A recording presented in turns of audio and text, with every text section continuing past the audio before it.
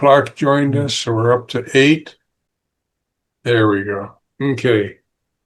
Darren, you're looking younger all the time. You sensei? Must be the southern atmosphere. I think it's the blonde hair, Sensei. It's the blonde hair. At least he has hair. Okay, Chris, you're with us. Dave, You're with us. Good. We got Chris, we have no audio. Just so you know. Anyway, for those of you that are new, this is about an hour and a half Zoom meeting. We do it as informally as possible. If you want to make a comment, you make a comment. There are 3 people entering the waiting room. We may have to set up some rules here. Bruce Andrews, Christopher someone. Mark Tucker is joining us. Tony D'Amigo is joining us. They're always late. 50 push-ups. Tony D'Amigo. Okay, Max 17. iPhone 17 Pro Max. Who's that? Let's see.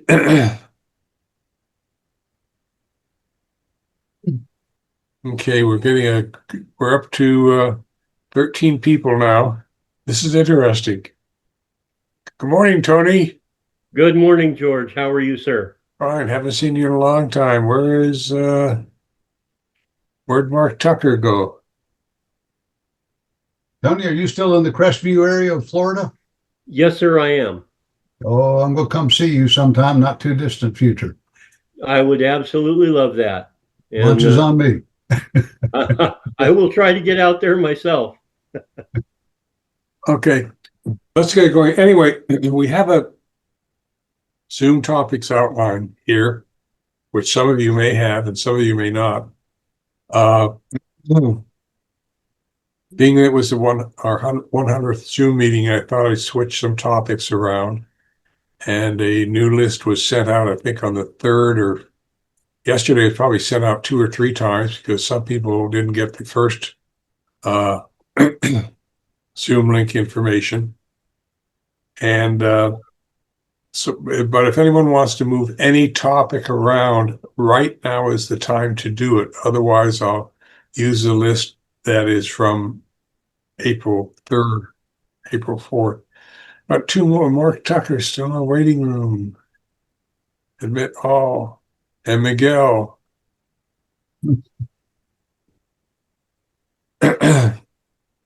Okay, just some general rules. We try to keep that, for those of you that are new here, we try to keep this as informal as possible. Basically speak up whenever you want, but if someone's saying something, just let them finish. And even if you disagree with them immensely and are jumping up and down in your seat because you want to talk, but let the person finish. And I want to welcome you all. We have never had a group this large. It should be an interesting hour and a half. Anyway. He almost in the right place. Let's see if they've popped me back in yet. I'm going to have to go and take care of that. Yeah, fantastic. Okay, let's start with some drinks. Anyway, by the way, my name's Gideon. Sorry, I'm running around like a... Is someone talking? What would you like to drink? Miguel? Sorry, let me try. I think we had some background noise. I hate Mark? to say, Sensei, that was one of my guys. Oh, okay. Okay. If he's offering drinks, I'll take a splash and water, please. Okay, we got to get this going here. So, Jeez. wish I had a bigger screen. We got to go to IMAX. Anyway, That's good. Number 100. Sensei, right. That's good. Number 100. Yeah. Okay. The topic that I put at number 1, because I thought it'd be the most interesting, probably the most challenging for some people, is orientation of a dojo. And the questions are, How does the philosophy of the sensei affect students, or should it? What are your politics of your dojo, if you have any? And there's some dojos that are very, let's say they're at one end of the spectrum, they're either religiously or politically, or even economically. So does that affect the operation of your dojo? Should a dojo have a particular political, cultural, or religious orientation? And lastly, class rules and cultures, which is what is the what is the general feeling of the class? Because every class has its own culture based on the way people behave and conduct themselves with each other, things of that sort. So does anybody want to tackle any one of these issues that are in here? I like the idea of being traditional. We are a Japanese system, therefore I look towards the Japanese worldview.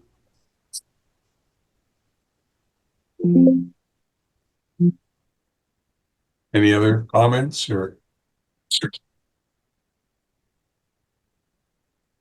This is something that was on my mind recently because I've just been in the process of starting my school from scratch after a number of years of being closed. And so one of the things that I've been communicating to my students is, look, we have to have a tremendous amount of respect and trust for each other because we're doing dangerous techniques to each other and we have to all trust that. So there's really no room in here if you have got a problem with anyone's race, religion, sex, orientation, anything like that. That doesn't belong here. So I kind of had to set that as a baseline just in order for us to practice effectively as a group. Okay. I mean, that's an excellent point. Because trust, I mean, when you're dealing with techniques that can really injure a person, you really have to place your trust in your uke that they're not going to go off the deep end. Yes. Yeah, that's an important fact. That'd make another good topic. But anything else that is you think is essential to a culture of a dojo? Sensei George, can you hear me? Yes. Okay, great. Yeah. So, the Japanese term, and I agree with Tony there about our culture and our worldview. A very important term which I like to emphasize in our classes is the Japanese term jita kiyoe, which means mutual welfare and benefit. So mutual respect. So I always emphasize that in our classes.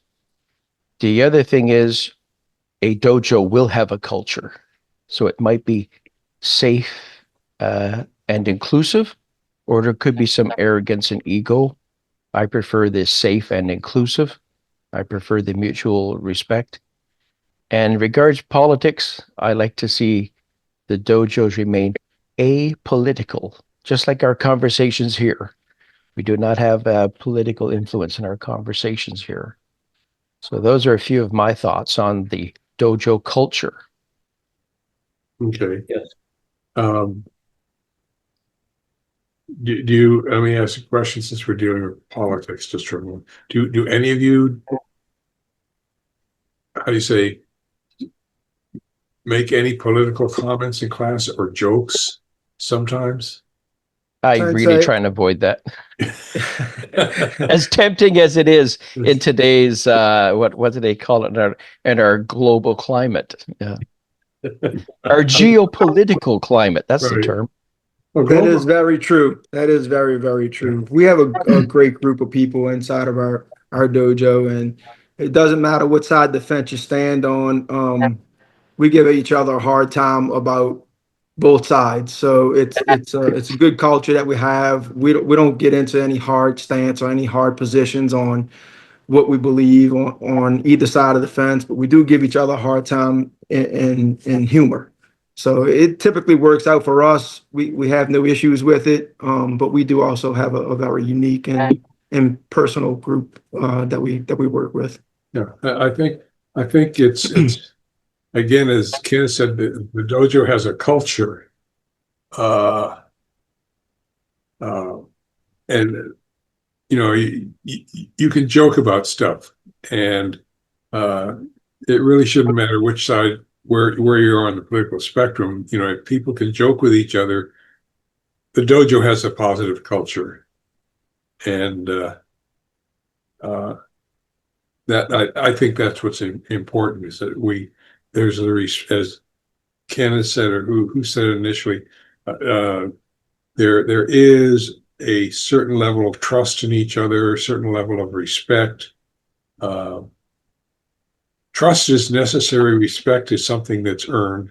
Uh, and a dojo that can do both ends up being for lack of a better phrase, a pretty tight family. Um, and that's one of the benefits of, and I think it all comes down to the sensei, what his attitude is about things, and his comfort with maybe dealing with, what do you call it, different views, put it tactfully. Okay, anything else about it? How is there anything else that factors into the culture of a dojo? Good morning, Mark. Good morning. Is there anything else that factors into the culture of a dojo, do you think? I think, George, the other thing is your culture is how much are you focused? I could say, how serious are you? How serious are you about quality? Are you there? And if you're in a 90-minute class or a 2-hour class, is it very productive, constructive? Are you focused? Are you building, developing? Are you working on quality? Or is there a lot of, just playful, casual? So either way, it's okay depending on what you're looking for. But I think, yeah, what is the energy level in your class? What is your momentum, your energy? Daddy, can you be easygoing and still have fairly rigid safety standards for your students? Or am I asking a question that's poorly phrased? No, that's a very good question. I mean, again, quality also refers to safety, right? How, the diligence, quality, yeah, the technical ability expectations. I think that's a very good point, George. Okay. Anyone else have any other comments on this? I thought this would be a really good topic to get into, and it seems to be going over somewhat, for lack of a better phrase. Yeah, I would like to add some input on this topic of culture within a dojo setting. So when it comes to, I believe I suggested this topic. How does a dojo come up with their own culture, and a lot of it stemmed from being in different martial arts settings: Brazilian Jiu-Jitsu, Japanese Jiu-Jitsu, Judo, Karate. How each class or dojo presents themselves. Like I would go watch a karate class. It's run by a Japanese instructor. They're very formal, very strict.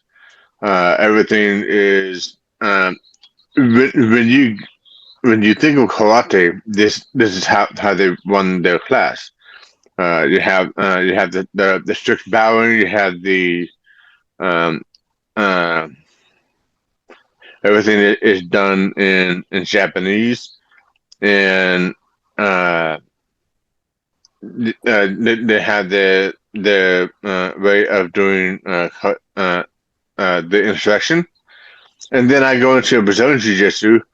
The the instructor there is he's keeping some of the Japanese formality with the bowing. Everything else is very Brazilian like, very casual, very relaxed, and then we conduct our classes that way. I go to a judo class. Again, it's very much like the karate class. It's very high energy. It's very strict, very formal. A lot of bowing. You bow off the mat. You bow to get on the mat. You bow to the sensei and to the senpais, and it's just boom, boom, boom, boom. So that's a different kind of a culture from a karate class, but it is similar because it is run by a Japanese sensei. So so this is kind of why I wanted to bring up this topic of culture within a dojo setting, because as I heard a discussion regarding politics, sometimes talking or joking about politics can work, as in Darren's case. But sometimes, and I've seen this happen too, where if you say or joke about the one thing, and now you have chaos in the class setting. So but I think a lot of the dojo culture starts with the head sensei, and how is how that person runs the class. It should be able to resonate with everybody, because if once you have someone that comes in, they want to join, but they don't fit that culture, it can be very disruptive. Whereas if you have someone that joins and they fit that dojo culture, everything's great. It runs very well. So it is an interesting topic. Yeah, Eric, I agree. I think it's a balance. It is definitely a balance. We're very respectful in what we're doing. I said we joked around with political views or any other thing for that matter, but we are very respectful. We know each other. Not that you were saying that we weren't. I'm just saying that we do that because traditionally we do maintain a relaxed formal atmosphere inside the dojo using all of the of Japanese traditional protocols that are involved in the dojo. But we relax that at times during regular classes, unless it's a formal setting or something like that. And the only time that we would really kind of be quiet is when somebody new comes into the dojo. And to your point, like we don't want to be saying something that would offend somebody, right? And so until we understand who that individual is and they understand us, the joking part for everybody is unsaid rule really just kind of goes away. But if you're part of our family atmosphere, we give each other a hard time for sure. But you know what I think? Something clicked when you started talking, and I was thinking as sensei, sometimes we kind of overlook those things and what or how someone may feel coming into the dojo being new. What is their experience? And so I don't mean to call anybody out or anything like that, but I'm going to call somebody out. One of our newer students, well, I'll say newer. He's been with us for some time now, but he has a fresher mind in what his experience may have been inside of our dojo. And I'd like to ask Chris Trentina what his experience was inside the dojo and how he can relate to some of the things that we're saying here today, and maybe give us a different perspective. Hey everybody, how are y'all doing this morning? In all honesty, whenever I stepped foot in the door, I was very nervous. I didn't know anybody. I had zero background in any martial arts, any understanding, and I can honestly say that, I was taken in. I was treated with just a large amount of respect, and the biggest thing behind it is now I can honestly say, and everybody that is a part of our dojo that's here, I feel like I'm part of the family now. I've been there for about a year. And it's just been it's literally just that. Everybody treats everyone with a certain amount of respect. You know, I mean, we all now kind of know each other on the terms of I mean, even political views and whatnot. But you know, I mean, there's just some subjects you don't really touch and some that you do. And I mean, we kind of keep a good line on that, I think. And like I said, you know, this has become a very big part of my life. I've brought my daughter into it. She does judo also under Sensei Darren and Sensei Jack, and you know, I mean, it's kind of started to become a lifestyle for me, and I think that that's one of the best things that's happened in a long time for me as well. So Very good to hear. Yeah. Good. Okay. And that's, you know, that's what we want new practitioners to experience. That's what we want to hear from new practitioners. I came in, I was welcomed, I fit in. A year later, I'm still going. I didn't drop out after 90 days with a knee injury. Very important. It's Yeah. critically important. and look, Good job, I can Chris. honestly Good job, say I've Derek. had plenty of opportunities to drop out because of a injury, but I haven't. Yeah. Yeah, we've actually taken a Japanese term, shizoku, warrior family, to our dojo. So we welcome, just welcome into our shizoku. And I can't also stress the fact of how much fun it is to be a part of it. I look forward to Tuesdays and Thursdays. Those are the days that our classes are on, and when there's pop-ups, you know, I mean, schedule willing, I try to make them. But that's I think the beauty of it is it's fun. It's a fun, engaging atmosphere that's also, yeah, I mean, it is very traditional, but at the same time, it is fun. It's, you know, I mean, we're a team, we're a family, and families enjoy their time together.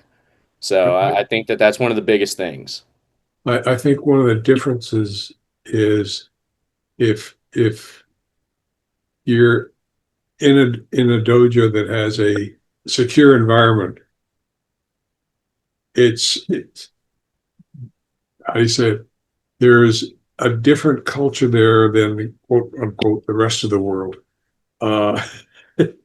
And you know you know what the boundaries are, you know how you'll be treated, you know what the expectations are. It's a very if a sensei is doing a good job, you feel very safe and secure.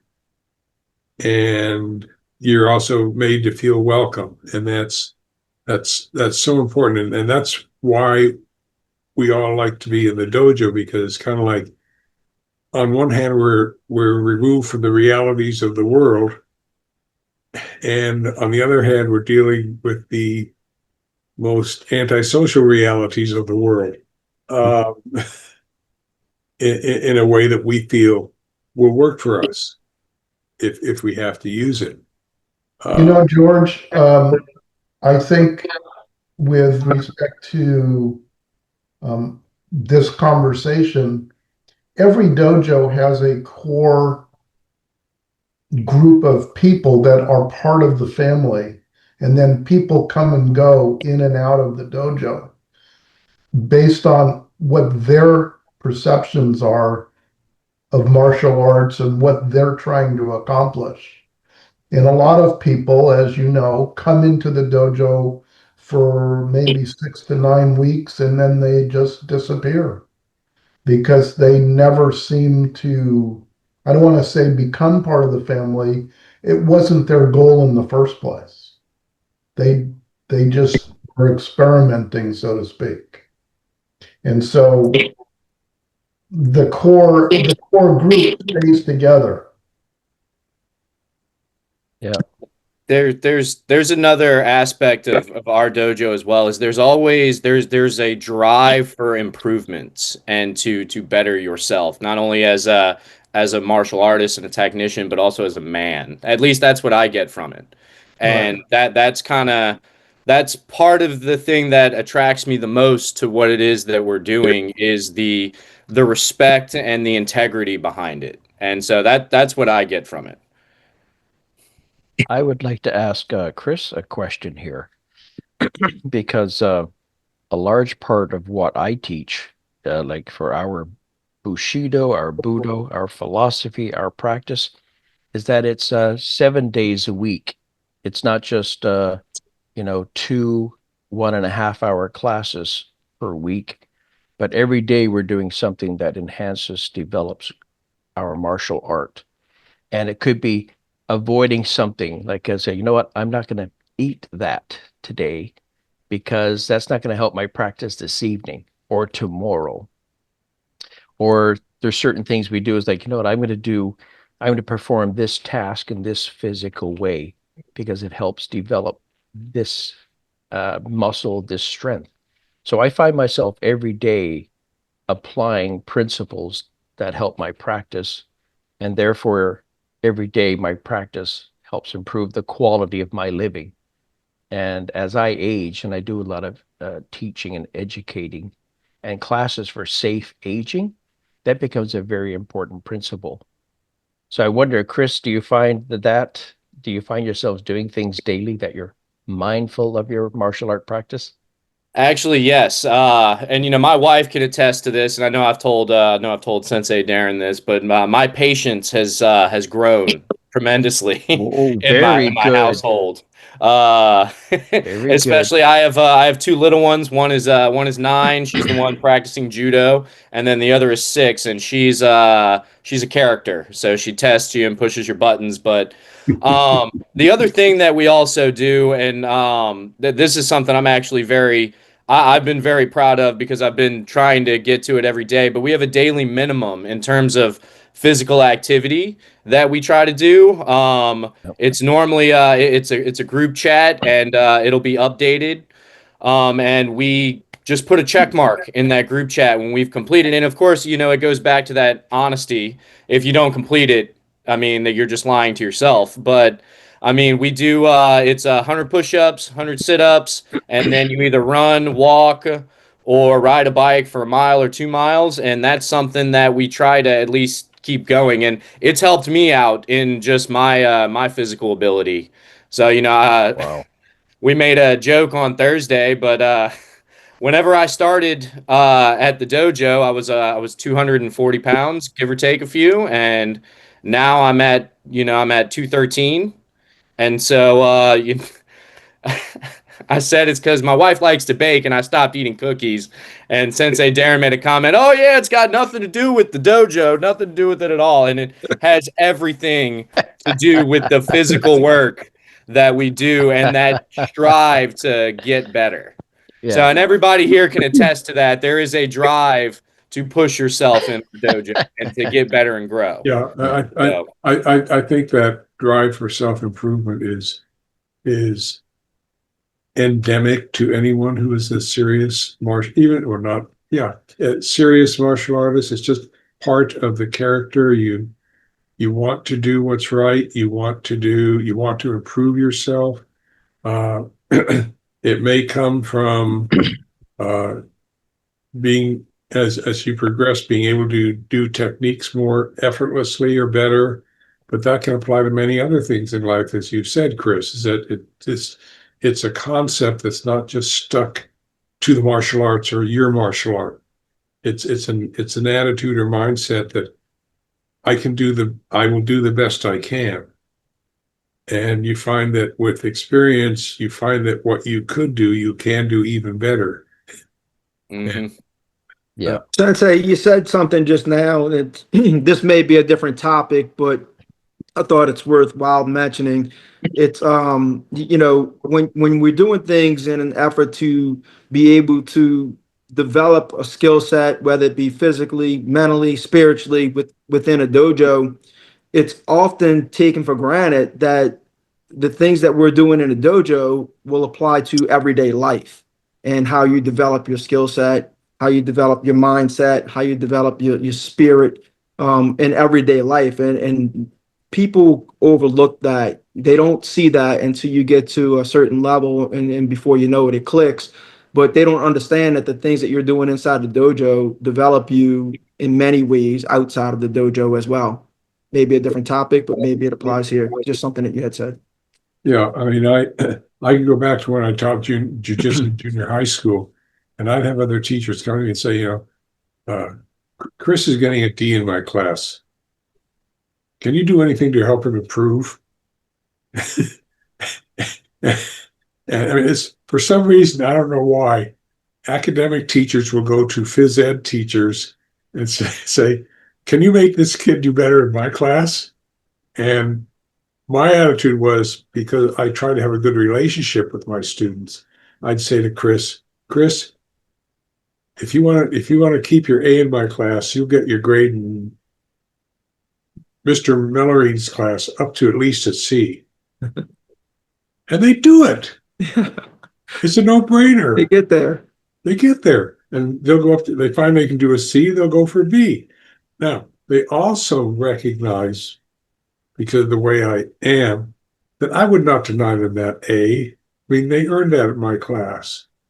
But it's kind of like, it's a serious request, but it's also given with a sense of concern and well-being, and that's how the student takes it. Because they know me as a sensei and as a teacher, and they know us as sensei and they know our personalities. And once a student knows a teacher's personalities, it's amazing how well they can succeed. But the student, Yes. and yeah, you start doing things differently because you want to, that ultimately you're the beneficiary of improvement. So, doing a great job, Darren. Okay, any other comments on this? Or we can move on to the next topics, which is the use of Japanese terminology in the dojo. Okay. Hold on a second. The dog, which is sitting next to me, has expressed his desire to go outside for a particular reason. I'll be right back. Hey, Dave, All how right, are Darren, you? you're in charge now, buddy. No. Mark here. That's him. That's Mark. Oh, that's right. He's Yes, leading. that's a good, yeah. Let's put Mark Tucker in charge. How are you, Dave? Yeah, long time no see, Mark. Yep. Hey, I'm going to be in Orlando on the 11th. Well, look at my calendar and see if I can sneak over there. It's just an hour away. What are you doing there? I'm flying down to Winter Haven. So I'm going to be in Winter Haven for 3 days. Yeah, what's going on in Winter Haven? Oh, we're having a nationwide Cardinal fly-in. That's the type of airplane I have. Gotcha. So all the Cardinals in the country are flying into Winter Haven. 4/11 Winter Haven, Mark Tucker. Okay. Yeah, 4/11, 12th, and 13th. Okay, let's go to Japanese terminology here. There are some dojos that use a lot of Japanese. There are some dojos that are exclusively in English. There are some students that use dojos that use both. Depending on the major ethnicity of your dojo, you may find yourself using a third language, which simply adds to, what do you call it, Pandora's box. And even the Japanese, different system, I can speak only for jujitsu. Different systems of jujitsu use different terminology for the same techniques, not only in Japanese, but in English. And that makes it really rough. It really makes it rough on students. For example, the best example I have, there is a jujitsu system in the US that in Budoshin, we use the term tomonagi for stomach throw. In their system, they use the term "the cow jumps over the moon" as what their English term for the stomach throw. And that translation is Ushigatsuki o Tobi Koru, something of that sort. And so my question is, how do we handle it when, and let me say something else in all fairness to Jiu-Jitsu people. One thing I found from running the camp Budoshins is once you get past terminology, you can put a bunch of brown belts and black belts together on the mat. They can work out beautifully with each other, even though they may not have the same names, the same techniques, because for some reason, in spite of all this difference, we're all learning the same stuff. And to me, one of the neatest things to watch was people of different rue working. They're all able to do the same technique. There may be some slight variations, but they can all work together. And that to me is one of the unique assets or unique aspects of jujitsu, traditional Japanese jujitsu. So maybe my question is, how do you handle the use of Japanese or English terminology in your dojo? Or do you? Or Well, Sensei, for our class, we're pretty relaxed on the Japanese terminology until you get to an intermediate level. So at purple belt, then you're required to be able to use the Japanese terminology and understanding the Japanese terminology moving forward. But until then, we do both. We'll do Japanese and we'll do English translation, so those people, beginners, start to understand the language and what its meaning. In a lot of systems, one of the things that you had said a second ago was, different systems use different terminologies for different things. And when those things, the different terminologies translate to what it actually is, that's a good thing. So then you can understand it because you can actually learn it. But when it doesn't translate to the actual what you're doing, and I'll give an example. Let's pick on a little bit of BJJ. They'll refer to one of the more common techniques that they like to do all of the time as Kimura. Right? You ready to finish this or what? I'm all right. How Sorry. y'all doing? Good. Yeah, y'all already moved, didn't you? Y'all don't even need me no more. Literally just like a half an hour ago. How are you? I'm all right. How y'all doing? You said you were sick. I mean, I know that was a while back. Did it? I don't know what it was for a couple of days.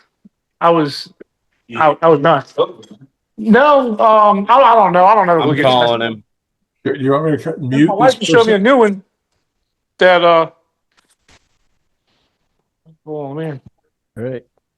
We have to get back to Darren.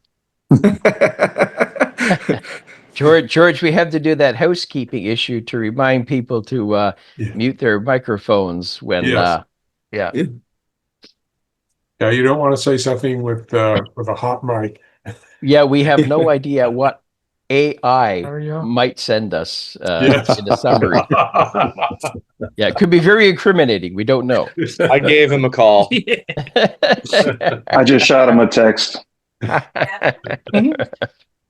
All right, Darren was saying something very interesting there. Darren, what happened? Thank you, Ken. So what I was referring to is when the technique doesn't actually translate to what you're actually doing, such as when a system like BJJ refers to a technique as a kimura, which is just a person's name, as we all know. I mean, it's just a person's name, but that doesn't translate to what they're actually doing.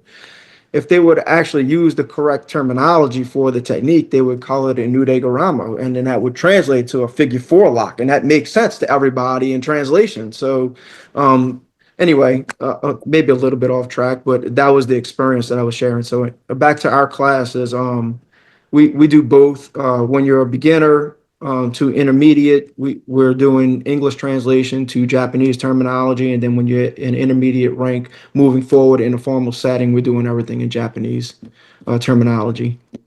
I will say that one of the things Seki did, which I did appreciate as I moved up in rank, because it did make sense, as Darren has brought up, he used body parts to and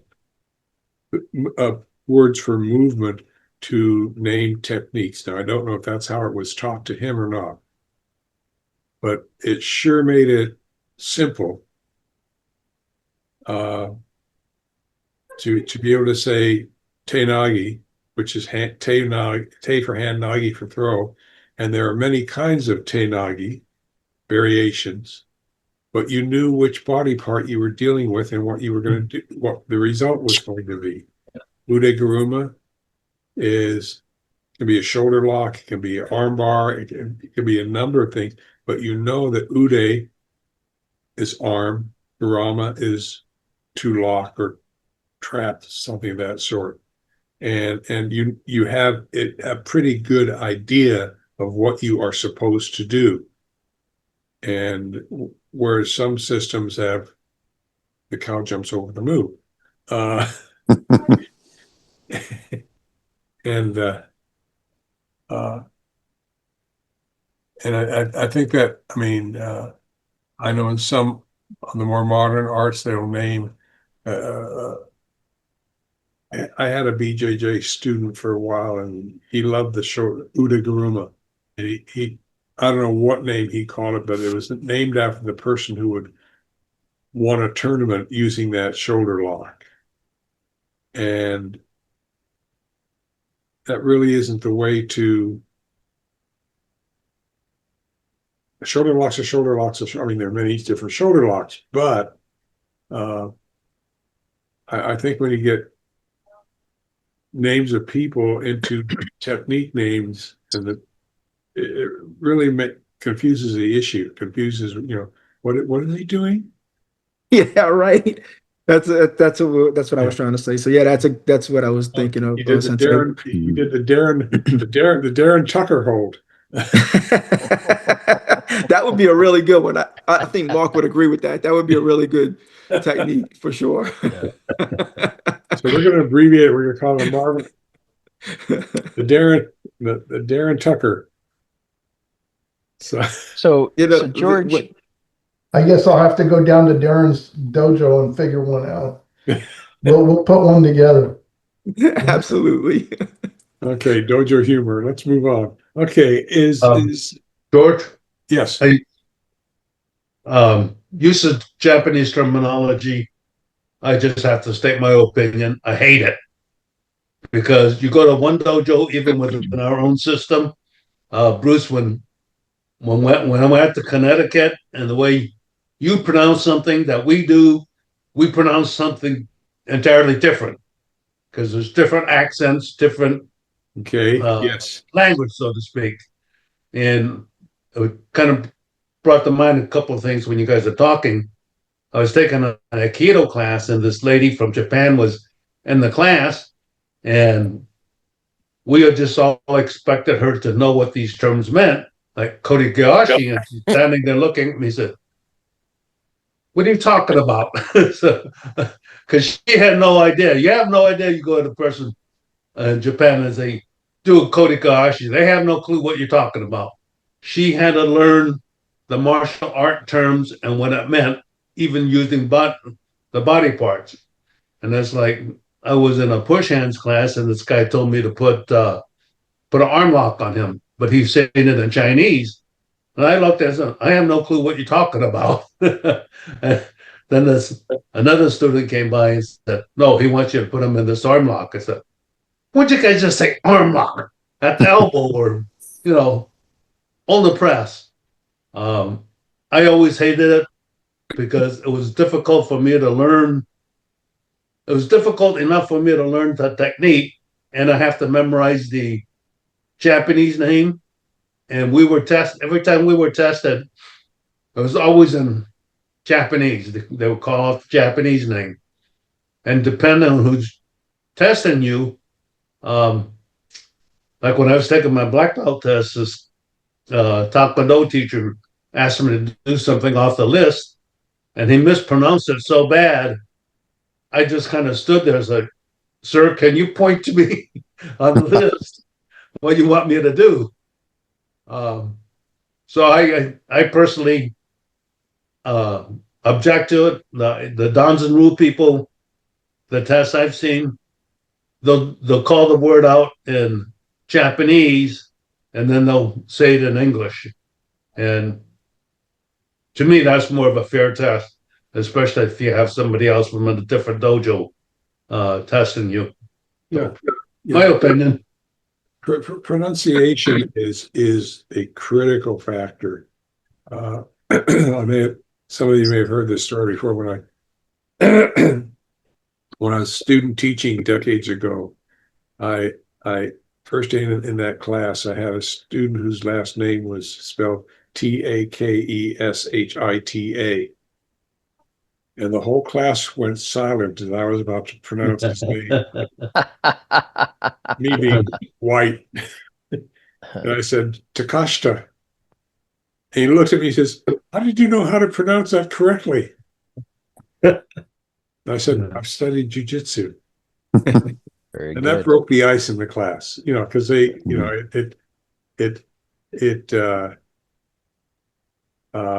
another phrase I used my last few years as a high school teacher, because we had a lot of Armenian and Russian students in the class, and Spanish speaking kids. We had 53 languages spoken in our high school.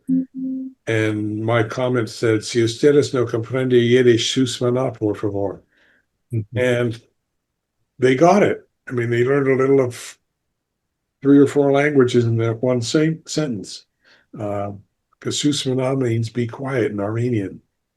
And for those of you who understand Spanish, but in any case, you part of the problem with language is that there is, for lack of a better phrase, there is no commonality in pronunciation. Where you live in a country will many times determine how you pronounce a word. And I mean, there is some slang in the south of the U.S. that people in California have no idea what they're saying, what the person from Alabama may be saying. I can relate to that, George. What? I can relate to that. Yeah, I mean, it just happens. I mean, Go to Massachusetts, listen to them. Yeah, I mean, yesterday I heard the term catfishing for the first time. Now, it has nothing to do with fishing for catfish. What? Really? I'm not exactly sure what the term means. Me neither. But it's not a positive compliment. Yeah. So George, I guess with respect for Irving, Sensei Irving, I think I would come out in favor of introducing Japanese terminology in the dojo.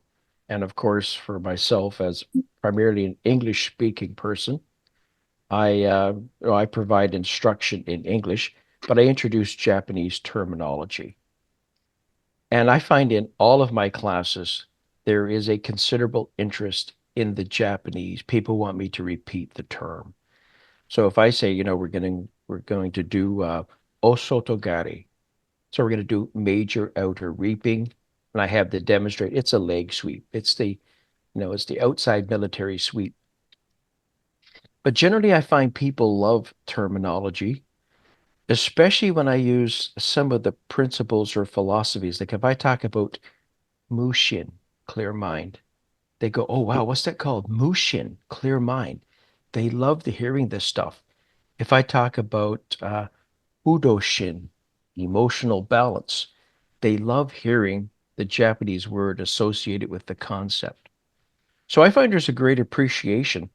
Not everybody wants to are interested in the Japanese language, but it only takes a moment to say the Japanese term, osotogari, major outer reaping. Those who are interested, it enhances their experience. They want that additional cultural experience. They want to be challenged mentally. They want to hear it. So for me, in 40 years, it has worked, maintaining the terminology. Well said. The other comment I would like to make is there's really no clear line, I would say, between Japanese and English. I would challenge you to find any school in the country that calls themselves an open hand school instead of a karate school. Karate is simply part of the English language at this point, and repeated use of any term, just we commandeer vocabulary over time. Yeah. I mean, I will use the Japanese and the English. And sometimes it's the uniqueness of the word, the uniqueness of, as Ken has said, the uniqueness of learning a different word for a whole concept that allows you to kind of classify it in your brain. Maybe that's it. I don't know. Most of my students, the only time I really get heavy on the Japanese is when they start testing at the brown belt level. At which time, I'll if I'm testing, I'll say, I want you to do a kubinagi, and which essentially is a neck throw. And by that time, most of them have gotten the Japanese terminology down. And because I'm very rarely looking on testing, because there are, like any name you give to a technique in Japanese, there are usually several variations. And I've tried, one of the things Seki did was he taught tons of variations. So the ones I've taught to my students, if they test and I ask for kubinagi or koshinagi, I'm not looking for one particular specific variant of koshinagi or kubinagi. They can do any one they like or can do the best, and they'll be okay because they've got the concept. And what I'm looking for is when they execute the technique is the core movement for koshinagi, is the core movements of a koshinagi in there, rather than I want a pure basic hip throw and that's it. Because there are half a dozen different ways to grab a person. There are different ways to move in. I think one of the easiest explanations I've gotten for students, and junior high kids can be awfully blunt in their terminology. And the terminology I settled in for hip throw, because I used to think, be taught, well, if you get your hip out so that you're blocking his hip, so you can do the koshinagi and he goes over your hip. And that it went in one ear and out the other. So I reduced it down to, when you move in, make sure the cleavage, your rear cleavage, is resting on the middle of his thigh. And they got it. They put him in perfect position. Now some of them did ask about what cleavage, because they didn't realize that there are different cleavages on the human body. So anyway, you have to approach, sometimes you have to approach a definition or how to explain something with a sense of humor, which they end up getting because they realize that the terminology works. And so maybe a suggestion is, sometimes you as a sensei have to be very blunt in your use of terminology, keeping it clean and appropriate to your audience. And they'll get it rather than going into this big technical explanation of how to set your body or their body up to do a technique correctly. Because being able to explain all that terminology is something I found is unique to Jiu-Jitsu sensei. Because we can explain a technique to death. Because that's part of our training. But sometimes you really have to simplify things for students. And if you keep the Japanese appropriate, they will get that too, because they'll see the relationship. And as Ken said, they like using foreign language terms for things. Yes. Anyway, people do, not just kids. Anyway, So I'd like to add some input regarding terminology. So before I finally went to George's class in Santa Clarita, I was doing judo at the time, and in judo, we have all of the names of every single technique being done. You have Ogoshi, Oguruma, Osotogari, and so on. So if someone is asking you to do a technique, no matter where in the country, the language is pretty much standardized. I would show up at Sensei Kirby's dojo, and I start learning some of the terminology. It's like, huh? There's a love-and-hate relationship with it because I'm on Zoom. Please interrupt. as he's explaining the different techniques you have in Udeguruma. Okay, there are so many variations of Udeguruma. If I go to BJJ, I see a Chimera. It's a very specific technique, even though it's based off a name. How about an Americana? Udeguruma going this way. It's a very specific technique. Tenagi, wrist throw. It's so generic.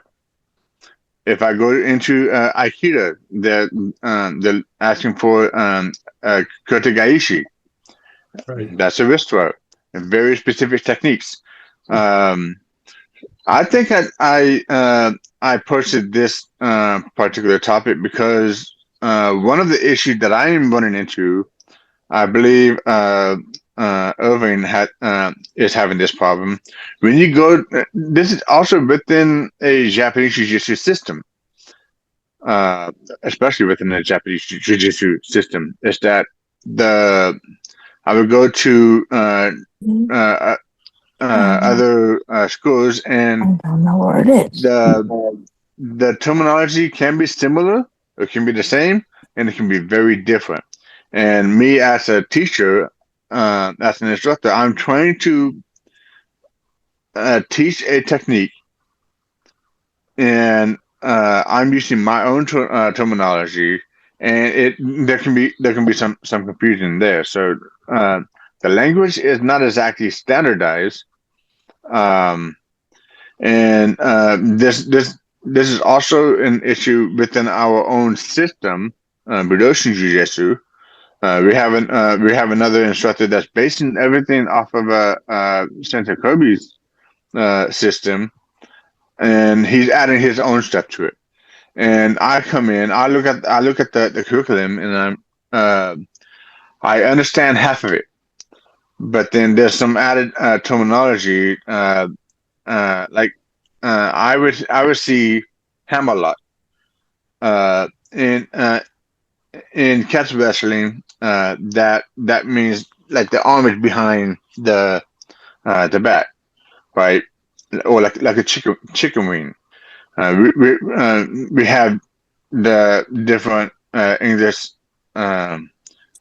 terminology for pretty much the same thing, but in this system, hammerlock means something entirely different. So I'm getting confused, huh? So that's kind of there's a love-and-hate relationship when it comes to the different terminology translating from a Japanese term to English or to Spanish or to whichever language that you're using. And if you're going from one system to another, even within karate, they have different terminology. Kyokushin uses different terminology from Shotokan or from Goju Ryu. It is the language is not exactly standardized. So if one student is transitioning from to another system, it can be confusing. So that's kind of why I wanted to bring up this topic. It's very, very interesting. And my apologies for my lateness. Please, I had computer problems, but I thank you for the privilege of being able to attend. I think knowing that the language, it's just something. When I say it, we're going to do Ippon Shionagi, and I have 3 young students. they like that. They're learning something new, and it's also a sign of respect, I think, for the tradition. Just some thoughts, you know. I agree, James. I think I say if someone who you respect uses a different language, you want to get acquainted with it. Sure. Because it makes it easier on them to explain things to you. And it's like Darren and Ken brought up at the beginning of our conversation today. It's a matter of respect and trust. And if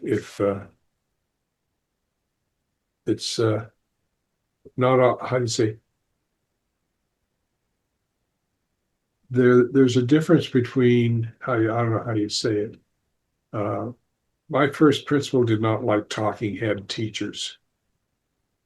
And that was a teacher who stood up in front of the classroom and talked all hour.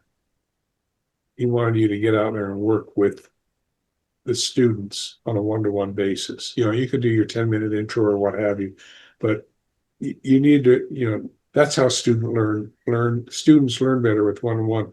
And part of my teaching philosophy for jujitsu was also that way. Was I would spend a lot of time working with students on a one-to-one basis because ultimately they learned faster and better. And I'd use Japanese terminology because it was a one-on-one conversation more than a 1-to-20 or 1-to-40 conversation.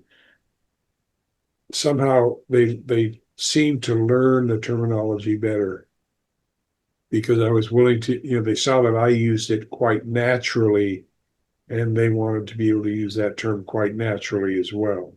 So I think that's another factor that goes in there in terms of, and we all do it with, I mean, what's the correct spelling for that round cornbread, flatbread that you find in Mexican restaurants? What do you call it? Someone want to offer a pronunciation? Some of them, it's You talking about tortillas? Sí, tortillas. Okay. Okay. Or some people might say tortilla. Yeah, sure. Yeah. How do you pronounce San Jose? San Jose. San Jose. Many years ago, I was driving to work one morning and I heard a commentator from the Midwest. And he referred to a football player in Pacoima, California, which is spelled Pacoima. And the correct pronunciation is, someone want to take a guess? Pacoima. Comprende usted español? Pacoima. Not Yeah, Paso. but that's an Indian word. Pardon? That's an Indian word, Pacoima. Probably, yes. No, it's the name. It was the name of one of the chiefs of the. I forgot the Indian tribe that was in Southern California. Yeah. But you see, Mark, if Mark was a teacher, his kids would zero in on that term now because of the explanation he gave for it. And because it's something unique. So, you know, I think that's part of the reason for the attraction to the Japanese terminology. Or if you're teaching a Korean martial art, the Korean terminology, language. So I think it's just, maybe it's just a human attraction for something that's different, to have a skill nobody else has. Anyway. George, I'm very tempted to weigh in on this from the Canadian perspective for a moment. For example, some of my Acadian relatives from Nova Scotia, well, I could say immigrated or were forced to Newfoundland, or Newfoundland, as we might say. However, some of the Cajuns went down to New Orleans, or as we might say in New Orleans. So I believe Darren is down in New Orleans, isn't he? Yes, I am. There's a Yes. few of us on here. Yes. Yes, dude, I won't say New Orleans because that to me is complicated. But I don't have that slur down. That's something I don't mean it in a derogatory manner. It's just NOLA. I'll just say New Orleans. It's just one word flows into the other, New Orleans. Yes. And most people in Southern California, if I said New Orleans, they'd know what I was talking about. If I said Yes. New Orleans, they'd look at me like, what are you, some sort of weirdo? Yep. We also have like in to London. Go ahead. I'm sorry. We like to tie some of our words together, but even south of us, we don't even understand what people are saying in English. So It's that's why some people say the U.S. is a weird place. It's a very diverse place. Yes, very diverse. Yes. I was going to note that in London we have the Thames. Diverse or diverse. Anyway, okay. I think we've killed this topic. But no, we got some good comments on it. Our last topic, which I think we're going to hit up more on today. I think Bruce had a comment, Sensei. I think Yes. Bruce is trying to jump in real quick. Where's Bruce? Bruce, who's this? I was just going to mention, we noticed at one point, London, of course, we've got the Thames River. And I forget where it is in New England, but we have another river identically spelled, but all the locals insist it's pronounced the Thames River. So it's very confusing if you go from one place to the other. Yeah, you have to, yes. It's like, I used to have a lot of discussions in my class. One thing there's a difference between your mama, your mother, and tu madre. And you're okay to use this and play this game within your own culture, but you use it outside the culture, you're going to lose a few teeth. And George, and I haven't. You have to be, for lack of a better phrase, you have to be culturally sensitive, because sometimes you can use a phrase, you can say a word, and it comes, because of the way you pronounce it, it comes out as insulting or demeaning in another culture or language. And yeah. So when how do you say it? Foreign languages are a challenge, and dialects are a challenge. And anyway, so we didn't resolve this problem, and Chris looks confused. Actually, what's interesting, George, is we had this conversation about culture and language, and we just had a very good free practice exercise in building our own community of practice and our own culture here in this forum. We talked a little bit about down in, actually, Darren, are you in Louisiana or New Orleans? But we talked about, I gave a little bit of a Canadian perspective. I'm far away from many of you guys. Yeah. But that little exercise was part of building our culture. Safe, inclusive, fun, apolitical, without politics. And this demonstrates the point we're talking about, creating the culture for our practices and building commonalities. Also being diverse and inclusive. Yeah, I agree with you. Yeah, it's amazing what comes up, and if you have this talk, it's amazing what can come up in a discussion, even though the topic may be one of conflict. It unifies the group because they find they have more things in common than they do differences. Yes, and that's. I mean, I had administrators who would not come into my classroom because of what we were talking about. They didn't want to be put on the spot. But my kids, we had a culture, and we could talk about just about anything in the class. It was social studies, so that's how I could get away with it. If I was teaching math, in a quote social studies classroom, everything is fair game because it's society. And we dealt with the curriculum and all that other stuff, but what the kids looked forward to was just having these. And they learned, I said, the only my only rule here is that we do not use derogatory terminology towards each other. That was my only, where you respect each other. And they could, within those parameters, they could say whatever they wanted. And they got some lively discussions. But at the end of the hour, they were still a group because they respected each other. And we also learned some things about each other as well. And I think the fact that we, as you said, because we're learning about each other, we learn about ourselves in the process. Okay, getting kind of deep here. So let's do something a little shallower. I'm sorry. It's my warped sense of humor. Who brought up that topic last at the last meeting? I won't punch you in the knee, so why would I kick you in the head? Yes, that's the next topic. Yeah. That's Dave I think Clark's somebody in the topic. group brought that up at our last meeting. I thought it was so funny. Yeah. So Dave, you want to explain the topic before we delve into it? Well,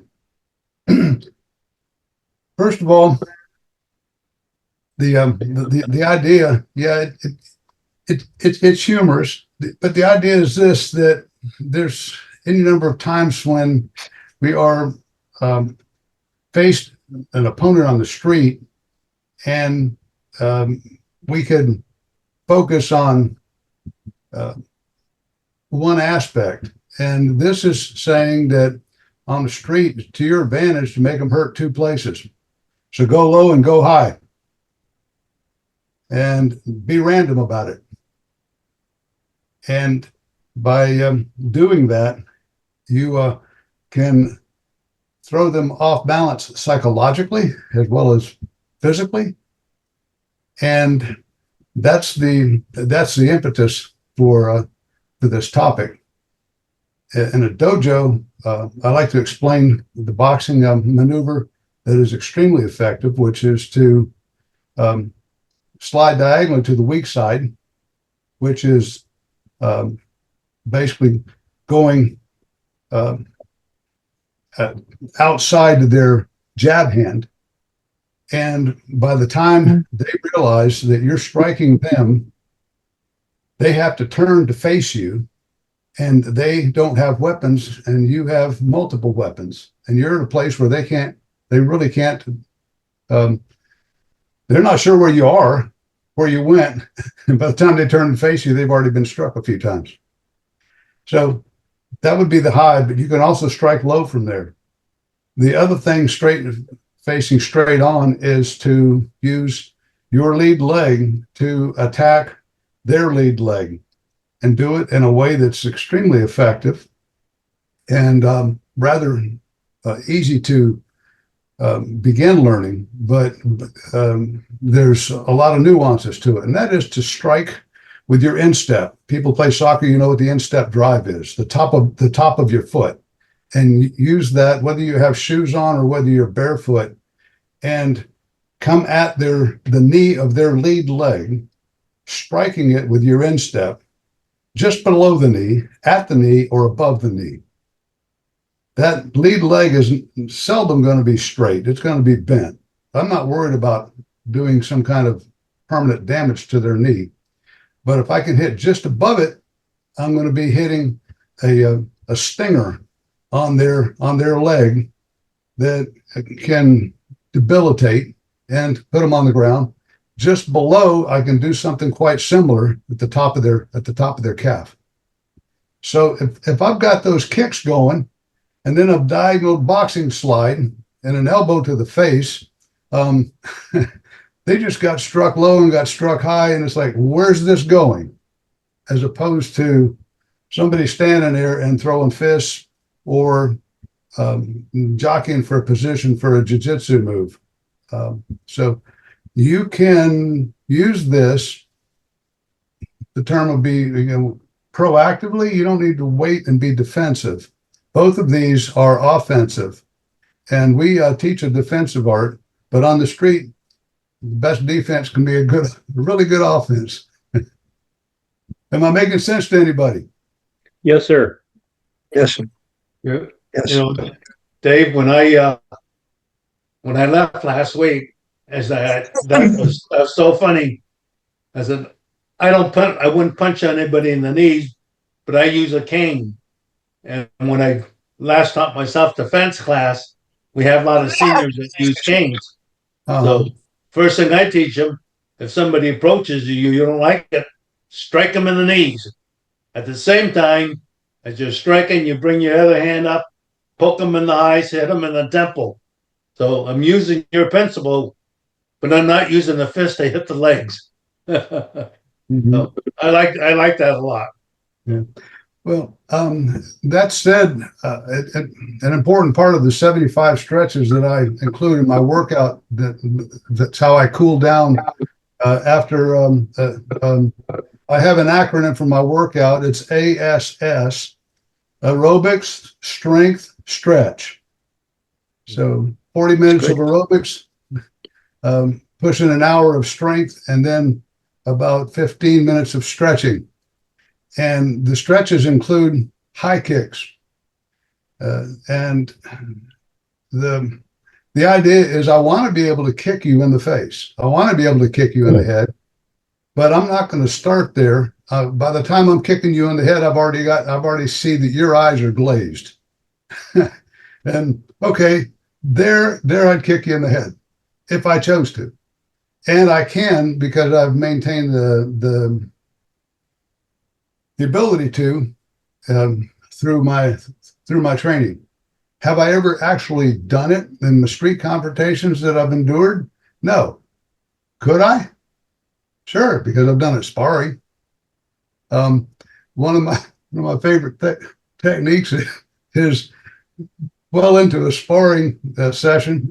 All of a sudden, they see the bottom of my foot in their face, and I don't land it, but I put it there, and they know I could have landed it, and it's a fun expression on their face. But I'll also tell you this: I worked with a third-degree black belt early on, and he used a lot of kicks. And some of my favorite memories of working with this guy was when he threw a kick and I caught it, and at that point, he knew he was going down. I could go Osoto or Uchi, it didn't matter. He was going down and he knew it. And that look on his face just before he went down, it's like, okay, so high kicks can get you in trouble. Yeah. That's why I say I wouldn't punch you in the knee, so why would I kick you in the head? Yeah. Never use knee punches. One of my takeaways was decades ago, I had a student who stood 6 feet, 15 inches. And he just got his green belt and somehow he decided he was going to break up a fight.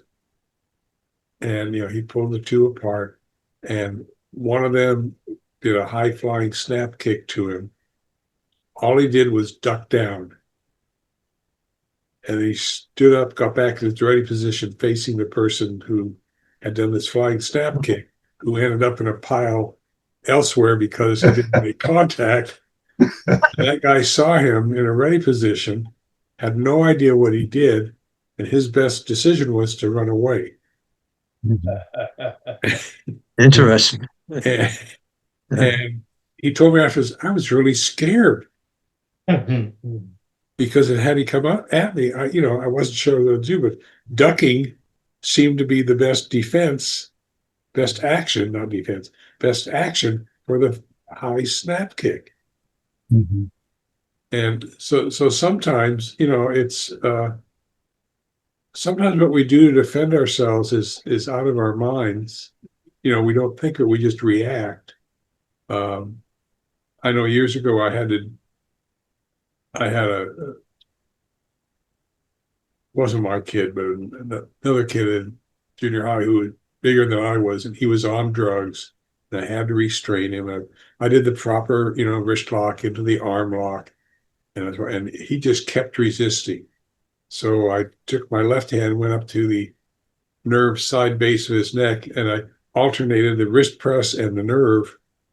And that apparently, as someone brought up earlier, kept my mind confused because I didn't know which pain to react to. Oh, good. And I was able to walk him the 200 yards up to an office where Fortunately, there were a couple of police officers who ultimately handcuffed him and foot cuffed him. And then they put him in an empty closet to calm down. Well, Mark, I know you have a bit of a boxing background, and I was fortunate because my first karate sensei was he had a record of 35-2 in the ring, and he wanted to teach me as much about boxing as he did about karate. And anybody here knows from teaching that you build techniques from the ground up.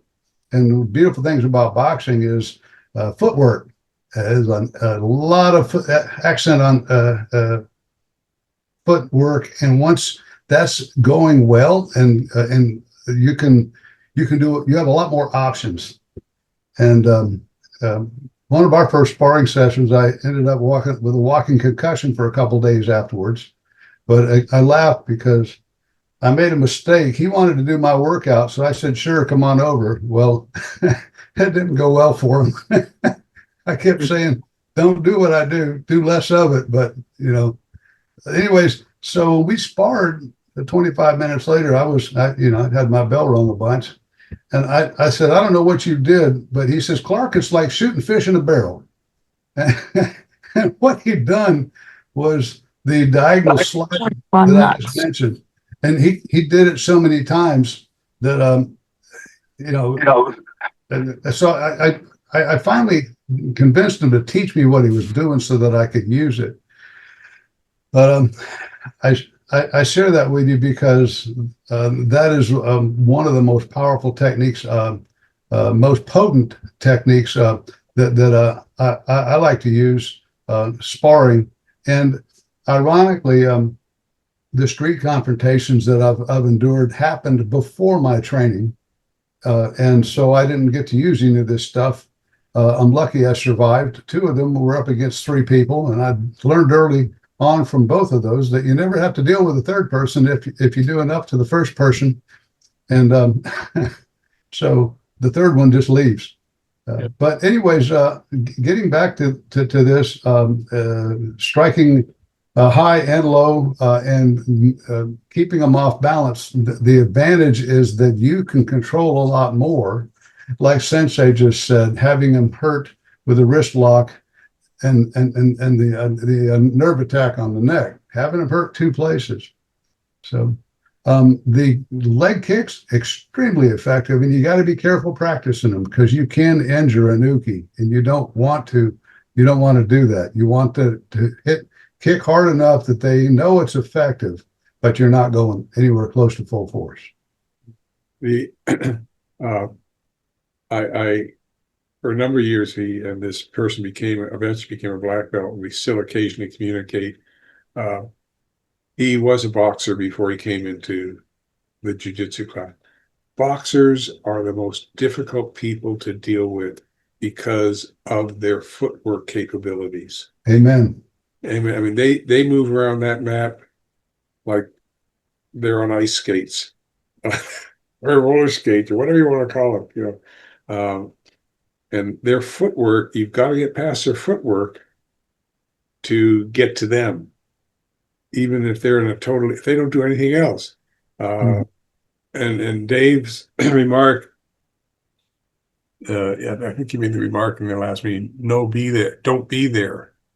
That is so you don't want to be in the target zone. That's the worst place to be in a street situation. The other thing with boxers, pardon me, Sensei, the other thing with boxers, and it's a really good thing that I haven't heard mentioned ever in jiu-jitsu, but I'd already had a little bit of a jump rope background. I found one that threw real well, and I used to do 120 jumps a minute or for 5 minutes. Get a good jump rope that throws well, and do 120 for 5 minutes and see how your ticker's doing. That's why I've always been a firm believer is the best place to be in a street situation is behind your attacker.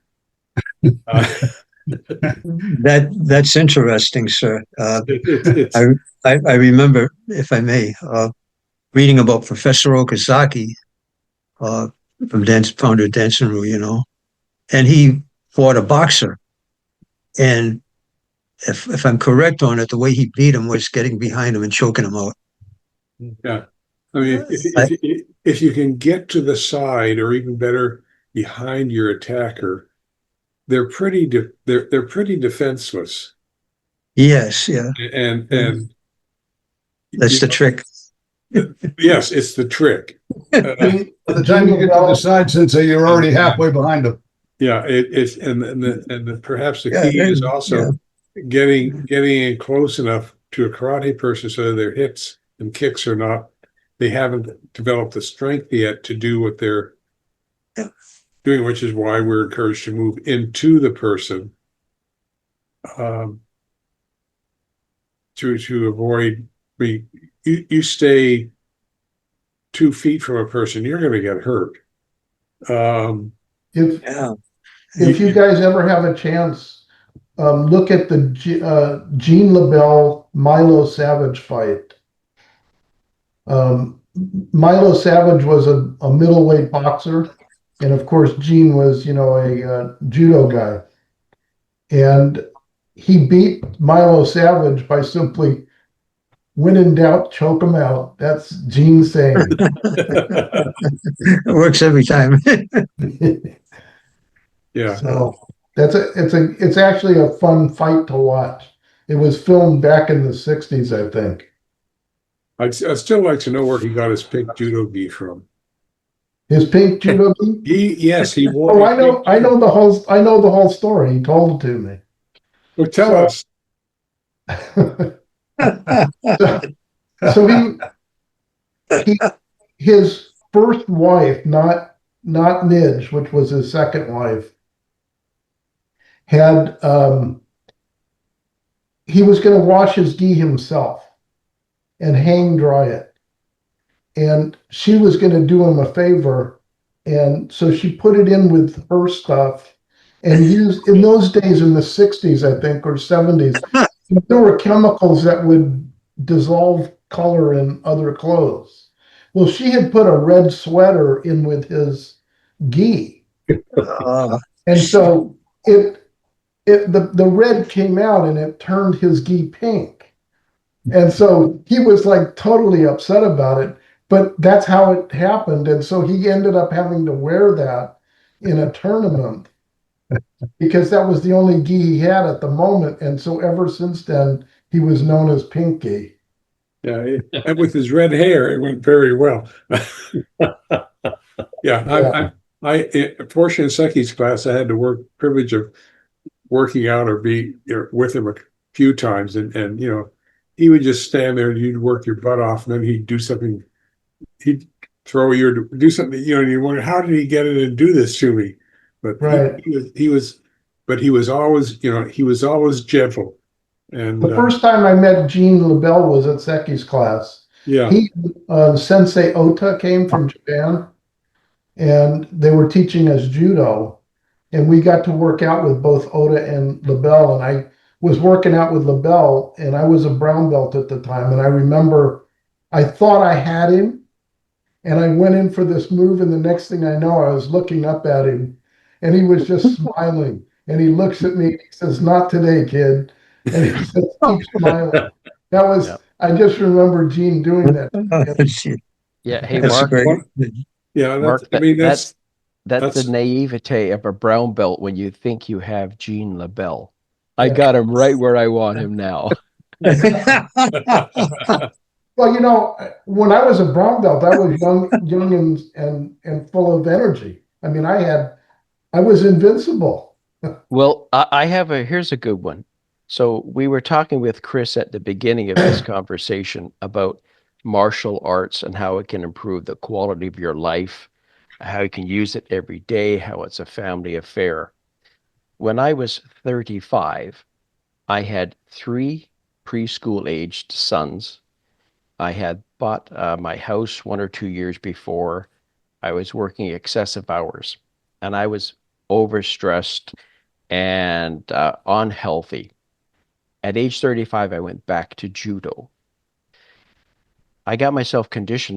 By the time I had graded for my black belt, my shodan, I was in the best physical conditioning and some of my best judo of my life. And our sensei from Japan, Sensei Wakabayashi, was visiting us here at our dojo. He was 65. He and I did randori free practice together. And several times I thought I had him, but I never did. However, several times he had me set up for a beautiful big throw, and he always paused. He didn't need to execute. That was one for him. He had me. I knew he had me. But the most beautiful part of that whole thing was I was 175 pounds of muscle at 5'6". 175 pounds of muscle. I thought I was pretty powerful.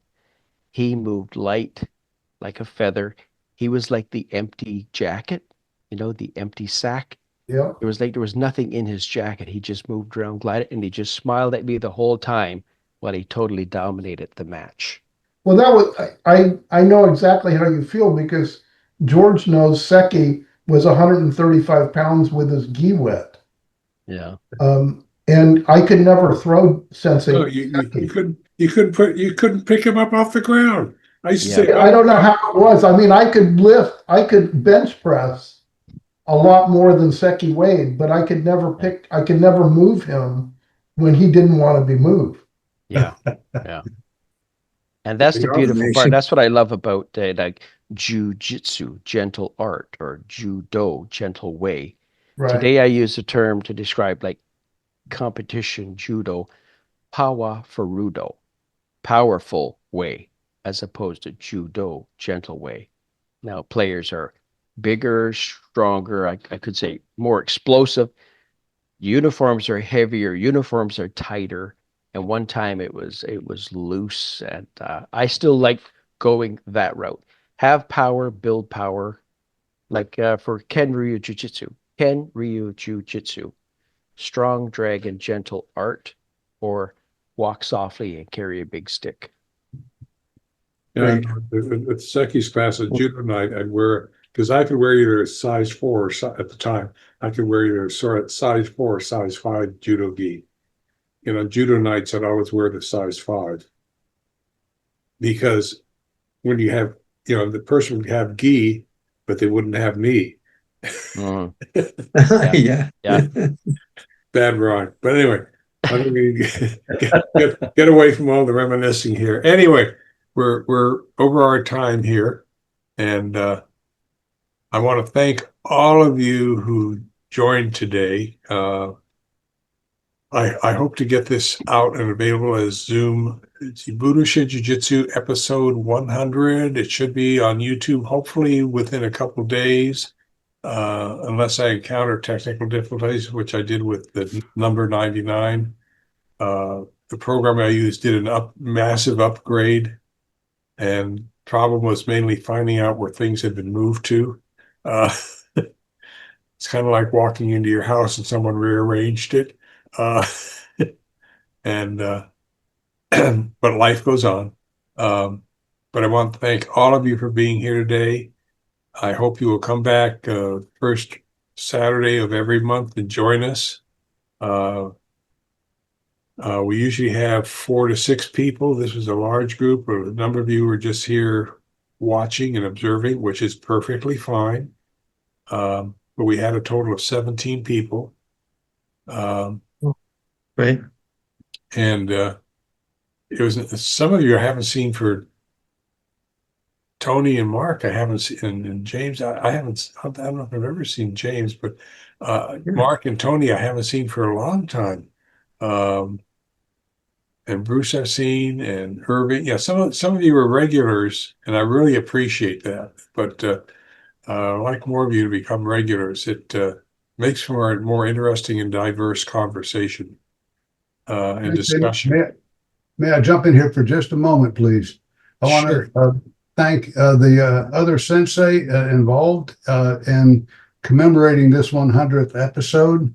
In case some of you guys aren't here for the 101st episode and beyond, Sensei Kirby has a memento of this occasion, which he has not met yet, but that's just circumstantial. This memento has gone across the country, back across the country, and across the country a third time to get where it is. And he will be coming. How do I say this? He'll be receiving that.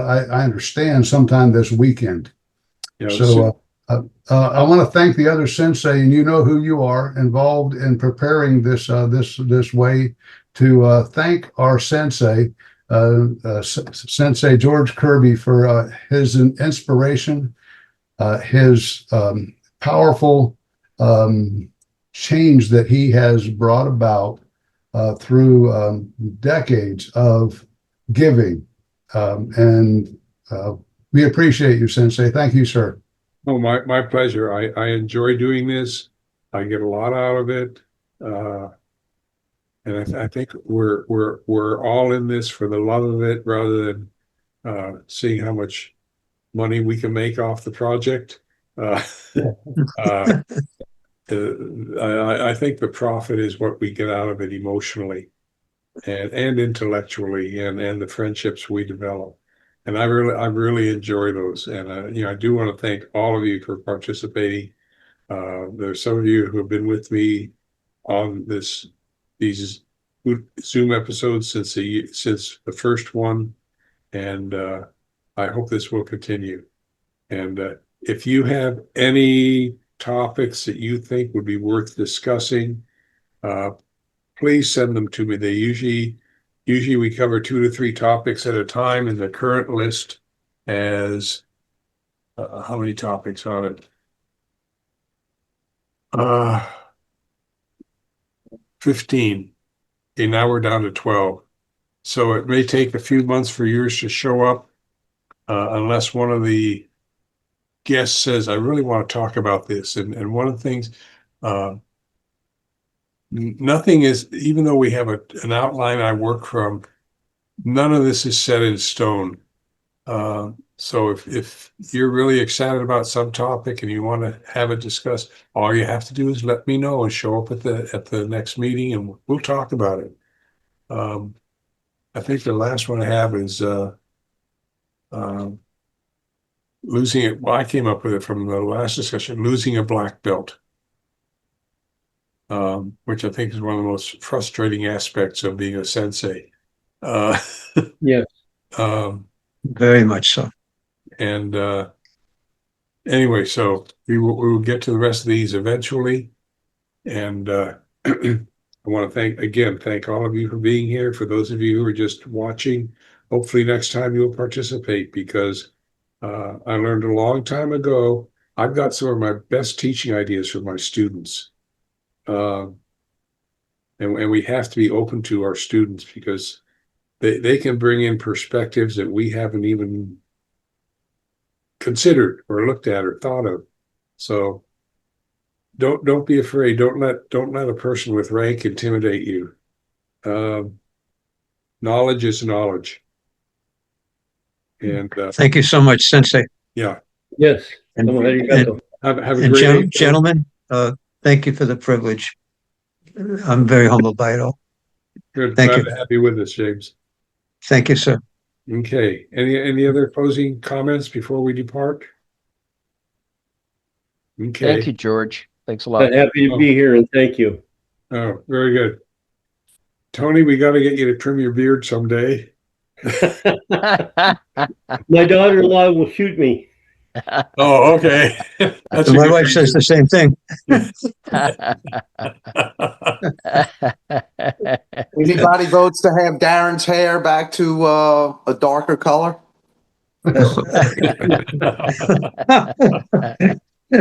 Wish I had hair. Oh, me too. Thanks, Sensei Kirby and all you other guys. Appreciated your time and insights. Maybe the reason Darren has this happened to me. I was thrown by a student and my hair got caught in the Velcro, and I lost about 4 to 6 square inches of hair. It was really a bloody mess. but it's actually a very minor injury, but so there's an advantage to short hair or no hair. Yeah. So Tony, you don't want to get your beard caught in the Velcro on the mat. Anyway, have a great month. See you on, I think it's May 1st. Is something like that? Wow, goes by. Yeah, it goes by. And Yeah, take bye-bye. care and don't do anything dangerous and stay out of trouble. Aloha. Take care. Bye-bye. Bye, Be well. everyone.